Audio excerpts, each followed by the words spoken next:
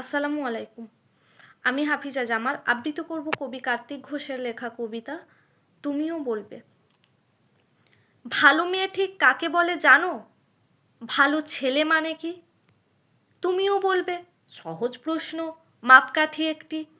যে মেয়ে পেয়েছে অঙ্কে 100, যে ছেলে ভূগোলে সেরা, তারাই তো ভালো, সবাই বলছে হীরের টুকরো এরা। কাগজে ওদের ছবি ছাপা হয়, টিভিতে দেখায় মুখ। ওদের জন্য আমারও তো ভাই আনন্দে ভরে বুক। তবু কেন জানো তোমাকে বলছি, দেখে শুনে পাই ভয়। শুধু এত এত নম্বর পেলে কি ভালো ছেলে মেয়ে হয়? আচ্ছা ধরো না, যে মেয়ে পেয়েছে অঙ্কে অনেক কম, ওর গান শুনে মুগ্ধ সবাই, হাততালি হরদম।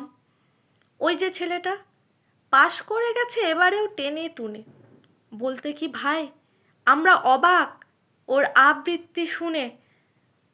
নাটকেও তার নেশা আছে খুব, পরের বিপদে ছোটে। পাড়ার তিন্নি বাংলায় নাকি 30 পেয়েছে মোটে, কিন্তু মেয়েটা খেলাধুলোতে 10 খানা গায়ে নামি।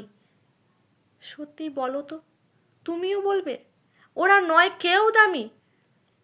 চাই যে অনেক ইঞ্জিনিয়ার, চাই আরও ডাক্তার, পাশাপাশি চাই শিল্পী, খেলুড়ে, স্নেহময়ী সিস্টার।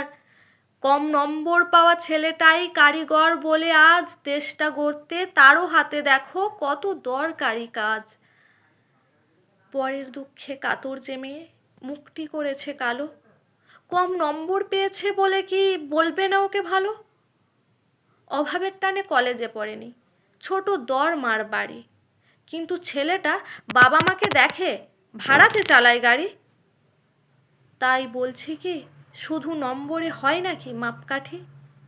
ভালো ছেলে মেয়ে বলতে কি ভাই মানুষ চাইছি খাঁটি। আসসালামু আলাইকুম।